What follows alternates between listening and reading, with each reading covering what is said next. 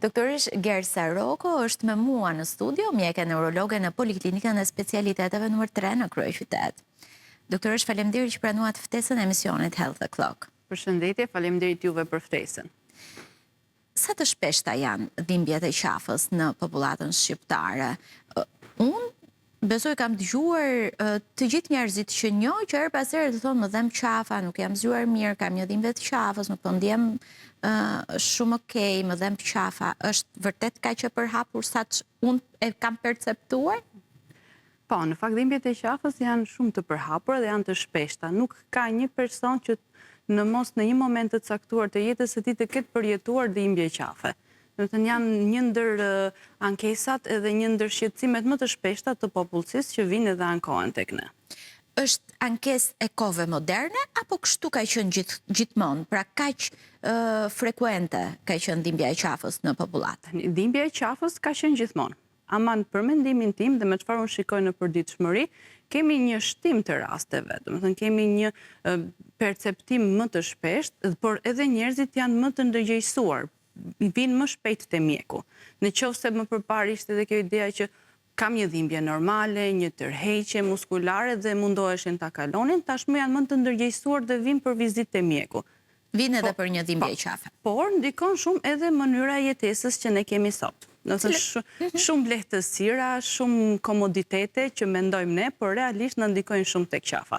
Si për shembull përdorimi i gjatë i aparateve elektronik, siç është telefoni, siç është tableti, që ne edhe në një moment pushimi jemi përpara atij ekranit të vogël, me pozicionin këtu, duart para dhe qafën poshtë, që ndikon jashtëzakonisht shumë. Puna është një ndër proceset e tjera, pastaj një ndër faktorët e tjerë që ndikon, qëndrimi i ulur, punat e kompjuterit, e tavolina, zyra që na ndikojnë shumë. Gjithashtu ndikojnë edhe punët e rënda fizike, patjetër, por që janë shtuar shumë edhe këto punët që zgjidhen nga kompjuteri, ta themi. Shumë procese bëhen ulur me kompjuterin përpara, telefonin te veshi ose ekranin këtu para dhe na shtojnë shumë rastet me dhimbje qafe. Duke qenë se ju përmendët punën, do thotë kjo që dhimbjet e qafës janë më të shpeshta tek disa kategori punësh, profesionesh, kush e ka më të shprehur? Që të themi që është si patologji profesionale. Janë disa profesione që e kanë më të shprehur, të jemi realist. Një ndër to janë pozicionet e punës ulur në zyrë. Qëndrimi aty me orë të zgjatura, 8 orë në ditë, patjetër që na ndikon shumë te pjesa e shtyllës kurrizore. Unë kam shumë persona, shumë pacientë që vinë dhe thonë unë shkoj në punë dhe derisa të dalë unë nuk kam mundësi të lëviz. Kjo për shkak të fluksit të punës apo për shkak të pozicionit. Punë të tjera pasaj që ndikojnë janë profesionet e rënda, do me thënë që kemi ngritjet e peshave të shpeshta gjatë ditës, qëndrimi në pozicionet të sforcuara për një kohë të gjatë, si për shembull qëndrimi përmbys për disa pozicione pune të caktuara. Janë gjëra që na ndikojnë patjetër. Janë disa profesione që e kanë më të shpeshtë dhimbjen e qafës. Çfarë ndodh në trupin tonë? Çfarë ndodh brenda nesh që na e shkakton këtë dhimbje qafe? Në rastet kur flasim për dhimbje që vjen si pasojë e mënyrës së qëndrimit të keq, çfarë na ndodh në trup? Kur kemi faktorët që vijnë si pasojë e pozicionit qëndrimit të keq, është një tensionim i muskujve, që është gjëja më elementare, një sforcim i muskujve të qafës dhe fillojnë pastaj dhimbjet. Një arsye tjetër, pozicioni i keq, postura e keqe për një periudhë të gjatë kohë fillon devijimet e shtyllës kurrizore, duke filluar që nga ato proceset e skoliozës, duke filluar që nga proceset e formimit të osteofiteve, ato zgjatimet e vogla që me kalimin e moshës, me shtimin e pozicioneve të pafavorshme fillojnë degenerimet e artikulacioneve dhe patjetër ato na ndikojnë pastaj tek duke ndikuar në komprimimin, shtypjen e nervave dhe ne bëjmë përhapje të dhimbjes, domethënë iradimin e dhimbjes. Janë disa procese pak a shumë që ndikohen nga ky qëndrim i pafavorshëm. Janë kalimtare ose i trajtojnë? Tani, pjesa pastaj është diagnostikimi, që ne duhet të diagnostikojmë, të gjejmë shkaktarin e kësaj dhimbje dhe kalojmë tek trajtimi. Kemi disa dhimbje që patjetër janë kalimtare, siç janë ato dhimbjet akute që mjafton disa këshilla të thjeshta, mjekimi medikamentoz me antiinflamator jo steroid për periudhë të shkurtër disa ditore dhe na lehtësojnë, na kalojnë. Ashtu siç kurse kemi edhe procese të tjera, pastaj që duhet një trajtim më të specializuar dhe më të zgjatur, si për shembull hernia diskale, që është një ndër këto arsye të dhimbjes së qafës, që do ekzaminimin imazherik përkatës dhe trajtimin e mëtejshëm. Ashtu sikurse për shembull janë osteoartritet, që janë disa sëmundje që përgjithsisht me rritjen e moshës ato avancojnë dhe na japin osteoartritet që duhen trajtuar me një trajtim më të zgjatur, më të specializuar. Nuk janë me thjesht pak këshilla apo një trajtim antiinflamator steroid dhe kalojnë. Ashtu sikurse pastaj kemi dhe arsye të tjera neurologjike që janë paksa më të rralla, siç është diseksioni i arterieve karotide, të cilat janë arterie që na furnizojnë trurin në gjak dhe një lëvizje pa kontrolluar, një tensionim i muskujve të qafës na shkakton atë rupturën, çarjen e murit të enëve të gjakut dhe patjetër që këto janë urgjenca, pastaj trajtime të menjëhershme që trajtohen në për ato shërbimet neurovaskulare të specializuara. Pra po thoni që një dhimbje qafe nuk është vetëm, nuk na sinjalizon vetëm një lodhje të muskujve apo një qëndrim të keq, por ka patologji dhe sëmundje që fshihen pas një dhimbje qafe.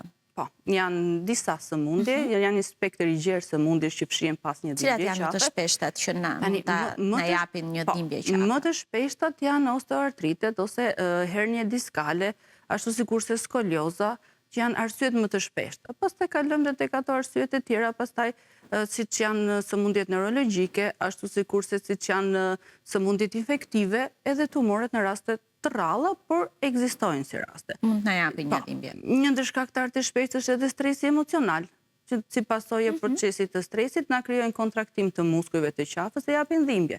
Do të thonë ka shumë arsye, është një spektër i gjerë arsyesh dhe patologjish patjetër nga pas që mund të japin dhimbjet e qafës. Ne si qytetar apo si pacient, e kemi të mundur ta diferencojmë vetë nëse kjo dhimbje e qafës është si pasojë e qëndrimit të keq, e gjumit të keq, apo si pasojë e një patologjie?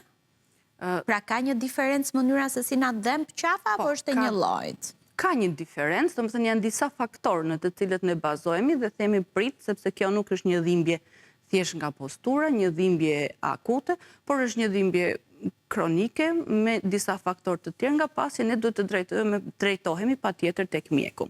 Një ndër këto faktorë është një dhimbje pavarësisht se mund të jetë e lehtë, her pashershme, por e zgjatur, që do thotë duhet parë, sepse nuk është diçka momentale.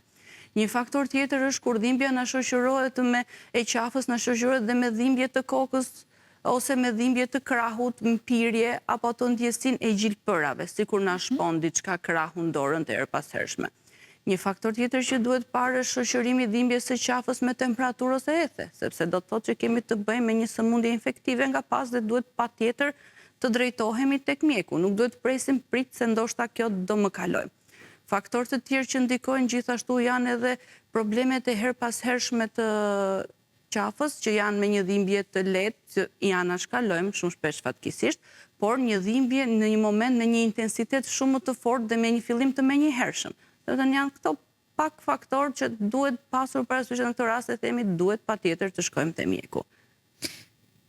Kur themi duhet patjetër të shkojmë te mjeku, duhet të shkojmë që në momentin e parë që ndjejmë një dhimbje qafe dhe tek cili mjek duhet të shkojmë? Në momentin e parë që ne ndjejmë një dhimbje qafe të fort me një intensitet të rritur që nuk e kemi ndjer asnjëherë, patjetër duhet të shkojmë menjëherë. Në momentin që një dhimbje qafe shoqërohet me një dhimbje koke, me ethe, temperaturë, mpirje ose dhimbje të krahut, të dorës apo dhe të këmbës ndonjëherë, me një rëndes të krahut, në një ndjesi që të krahu nuk e ka më të dobët se sa krahu tjetër, patjetër që duhet vajt te mjeku menjëherë dhe nuk duhet të presim, është një dhimbje normale e posturës apo e një gjumi jo të mirë. Gjumi, sa në ndikon në këto dhimbjet e qafës dhe nëse ne kemi kaluar një natë me një gjumë të keq, na kalon kjo dhimbja apo s'na kalon kjo dhimbja dhe çfarë duhet bëjmë? Po, mënyra se si flem ndikon shumë. Pozicioni i gjumit ndikon shumë, sepse një pozicion gjumi i pafavorshëm patjetër në mëngjes shoqërohet me dhimbje qafe. Një natë e kaluar pa gjumë për shkak të një stresi apo thjesht nuk të zë gjumi, patjetër që të nesërme mund të shoqërohet me dhimbje qafe. Një dyshek apo një jastëk i pafavorshëm për shtyllën kurrizore, patjetër që shoqërohet të nesërme me dhimbje qafe. Të gjitha këto rastet që ne e identifikojmë vetë sepse kemi këtë dhimbje qafe, çfarë mund të bëjmë? Mund të marrim ndonjë qetësues apo edhe në këtë rast duhet shkojmë tek mjeku? Janë ato këshillat e para që pacienti ose personi i bën vetë. Si për shembull, në momentin që ne shikojmë ngrihemi në mëngjes me një dhimbje qafe, me një rëndes apo një diskomfort të qafa, se nuk ka nevojë të jetë vetëm një dhimbje e identifikuar si dhimbje, të qafa ose të pjesa e shpatull apo në komplet pjesën e sipërme të shpinës, patjetër që aty do shikojmë pjesën e jastëkut ose dhe pjesën e dyshekut, që mund ta ndryshojmë dhe mund ta modifikojmë vetë. Ashtu si kurse janë ato një dhimbje akute që janë disa ditore, mund t'i kalojmë vetë me ato këshillat e lehta si për shembull të ftohtat ose të ngrohtat të pjesë e qafës, që këto diferencojnë në varësi të shkaktarit të dhimbjes së qafës. Duhet vendosim të ftohta apo të ngrohta? Tani, në momentin kur kemi procese reumatologjike, janë të ngrohta, sepse na krijojnë atë relaksim. Në momentin kur kemi procese inflamatore, patjetër që janë të ftohta, sepse na krijojnë një ulje të asaj procesit inflamator dhe të edemës lokale. Faktorë të tjerë janë aktiviteti fizik i lehtë, ecja që na ndihmon shumë për problemet e qafës. Dhe janë këto gjërat e lehta që ne i bëjmë vetë tek paraprakisht dhe pastaj paraqitemi tek mjeku. Sigurisht në momente që nuk kemi ato faktorët, ato që na çojnë në urgjencë, alarmin, ato pikat e alarmit të menjëhershme që ne do të paraqitemi patjetër te specialisti. A mund bëjmë ne ndonjë gabim me të ftohtat apo të ngrohtat dhe nëse përdorim të kundërtën e asaj që duhet, kemi pasoja? Nëse përdorim të kundërtën mund të na intensifikojë procesin e dhimbjes. Dhe këtu e kuptojmë. Patjetër që nuk, po me këto orientojmë edhe nga mjeku i familjes, domethënë që është procesi pa që nevoja të kalojmë direkt me njëherë të specialisti. Mjeku familjes është porta e parë, ku duhet të drejtohemi edhe për këtë dhimbje dhe ai mund na orienton pastaj tek specialisti i përkatës, që përgjithsisht është neurologu ose në raste të tjera reumatologu. Përdorimi i qetësuesve. Sepse të gjithë besojnë në momentin që ndjejmë një dhimbje, gjëja e parë që bëjmë, shkojmë tek ajo kutia ndihmës së shpejtë që kemi gjithë secili në familjet tona dhe marrim një nga analgjezikët që na vjen në mend dhe mendojmë po e pi që të qetësohem. Bëjmë gabim, bëjmë mirë, na ndikon, na lehtëson. Sepse fillimisht ato dhimbjet e lehta të herpashershme me qetësues na lehtësohen. Por patjetër duhet bërë pastaj edhe ekzaminimin e përkatëse që ne t'i vendosim emrin, ta diagnostikojmë dhe të bëjmë trajtimin për vazhdimësim. Nuk duhet ta anashkalojmë asnjëherë një dhimbje qafe dhe të themi që e kemi nga lodhja. Nuk duhet anashkaluar asnjëherë. Edhe në momentet që ne jemi të bindur vetë, domethënë pacientët, sepse ka raste që vinë dhe thonë unë e di është dhimbja që ma jep këtë lodhja që ma jep këtë dhimbje, në qoftë se unë qetësohem, në qoftë se unë bëj 1-2-3 procese, mua më kalon dhimbja dhe nuk ka nevojë të vi, por jo dhe në këto raste patjetër që duhet në të gjitha rastet duhet të kemi. Preke më herët, sigurisht si neurologe, pacientët duhet i kenë të shumë. Dhimbjen e qafës që lidhet me dhimbjen e kokës. Kanë gjithmonë lidhje këto të dyja dhe sa e shpeshtë është frekuenca e dhimbjeve të kokës, se më duket sikur shkojnë paralel qafa dhe dhimbja e kokës në popullat. Po, shkojnë në pjesë më të madhe të rasteve shkojnë paralel. Atëherë, një ndër dhimbjet primare të kokës është dhimbja tensive. Një ndër arsyet që ne na shkakton dhimbjen tensive janë edhe dhimbjet kronike të qafës. Në pjesën më të madhe të rasteve patjetër dhimbjet të qafës së patrajtuara na komplikohen më pas në dhimbjet tensive të kokës. Si dhe normalisht në këto ka shumë raste që dhe pacientët vinë për dhimbjen e kokës, për këtë lloj dhimbje tensive të kokës, por nga ekzaminimet, nga anamneza, nga ekzaminimet imazherike, laboratorike dhe sigurisht vizita mjekësore, dalim në përfundimin që është kjo dhimbja kronike e qafës që neve na ka ngacmuar të dhimbjen e kokës. Ashtu sikurse kemi dhe ato dhimbjet e menjëhershme që hyjnë tek ato trajtimet urgjente, që na shoqërohen me një dhimbje qafe të fortë, intensive, të bashkëshoqëruar me një dhimbje koke, kryesisht në pjesën e pasme të kokës, në pjesën më të madhe të rasteve. Janë ato dhimbje që neve në këto situata duhet të themi kjo është një këmban alarmi, si të themi, për të vajtur direkt tek mjeku specialist në urgjencë. Po në rastet kur dhimbja e qafës shoqërohet me mjegullim të shikimit apo të përziera, edhe kjo është një sinjal alarm dhe çfarë tregon, çfarë mund të jemi duke përjetuar. Kjo është, atëherë, kemi dhimbje koke të menjëhershme intensive që mund na shoqërojnë me ndjesi përzierje, me turbullim të shikimin, ndonjëherë edhe me shikim dysh, do të thënë ka disa raste, patjetër në këto raste duhet vajtur tek mjeku në mënyrë të menjëhershme. Në urgjencat mjekësore, po thoni. Në këto janë rastet ku ne nuk duhet të presim tek mjeku familjes, por duhet të shkojmë në një urgjencë mjekësore. Dhe nuk duhet të presim me iden, po marrë të qetësuesin sepse do më kaloj dhe pastaj mua s'më kaloj dhe paraqitemi pas disa orësh ose të nesërme, kur shikojmë që kjo dhimbje vazhdon me të njëjtin intensitet. Dhe që situata është rënduar. Doktoresh, në Health O'Clock ne ju japim mundësinë edhe qytetarëve që t'ju drejtojnë disa pyetje, sigurisht për dhimbjet e qafës që të gjithë i kanë përjetuar dhe i përjetojnë, pyetjet janë të shumta, por ne kemi përzgjedhur vetëm 3 prej tyre, të ftoj që t'i ndjekim një nga një dhe t'ju japim nga një përgjigje. Përshëndetje, du të vëmë me pyetjen e parë për këtë emision. Kam dhimbje qafe çdo mëngjes, pse ndodh? Atëherë një ndër arsyet kryesore të dhimbjes së qafës çdo mëngjes, që pastaj me fillimin e aktivitetit të ditës lehtësohen, është edhe postura e keqe e fjetjes, do të thënë një pozicion i pafavorshëm i fjetjes ose dhe një jastëk i papërshtatshëm. Janë disa jastëku mund të jetë më i lartë nga ç'duhet, dhe detyrimisht kjo na shkakton një hiperfleksion të qafës dhe në mëngjes ngrihemi me dhimbje qafe. Do të thënë këto janë më të shpeshta, por sigurisht që duhet të bëjmë diagnostikimin dhe të vendosim një përgjigje adekuate. Gjëja e parë që do të rekomandoj qytetarit është të shikojmë ndryshimin e jastëkut dhe të mundohemi sado pak, sepse di që kontrolli i gjumit apo kontrolli i pozicionit gjatë gjumit është shumë i vështirë, por të mundohemi sa më shumë që ta kontrollojmë këtë pjesë. Pyetja e dytë, a është e rrezikshme kërcitja e qafës? Janë shumë persona që e bëjnë këtë gjë dhe kur vinë thonë unë e kërcas qafës dhe më lehtësohet dhimbja. Por ne nuk e rekomandojmë, sepse ajo kërcitja e qafës na krijon pozicione apo lëvizje të qafës, ndonjëherë përtej atij range-it normal të lëvizjes dhe mund ta krijojë probleme të tjera pasuese. Janë të rralla, po fatkeqësisht mund të ndodhin, kështu që më mirë atë që mund t'ia kursejmë vetes, t'ia kursejmë. Pyetja e tretë dhe e fundit, a lidhen dhimbjet e qafës me stresin? Po, lidhen dhimbjet e qafës me stresin. Personat që vuajnë nga stresi mund të na krijojnë tensionim të muskujve të qafës dhe shoqërohen me dhimbje. Ashtu sikurse një dhimbje qafe kronike e patrajtuar mund të na shoqërohet me shtim të nivelit të ankthit, mund na shoqërohet me stres, madje ndonjëherë mund të na kalojë edhe në depresion në disa pacientë. Do të thënë është një lidhje, le të themi, në formën e një rrethi që nxisin njëra tjetrin. Stresi nxit dhimbjet e qafës nga njëra mund të rishkaktojnë stresin dhe më shumë madje. Përmendët disa herë kur folëm për dhimbjet e qafës jastëkun. A kemi një këshill se si ta zgjedhim jastëkun apo dyshekun, ka rregulla se si duhet të jenë ato? Përgjithsisht për problemet e shtyllës rekomandohen dyshek që janë të mesatarisht të fortë drejt të fortë. Ndonjëherë në disa situata kemi pacient që thonë unë më mirë fle në tokë, duke qenë se është pozicioni i drejtë i fortë, sesa në një dyshek të butë që unë zhytem, ndihem rehat, ama ku ngrihem të nesër mëngjes jam me dhimbje komplet shtyllës, jo vetëm të qafës.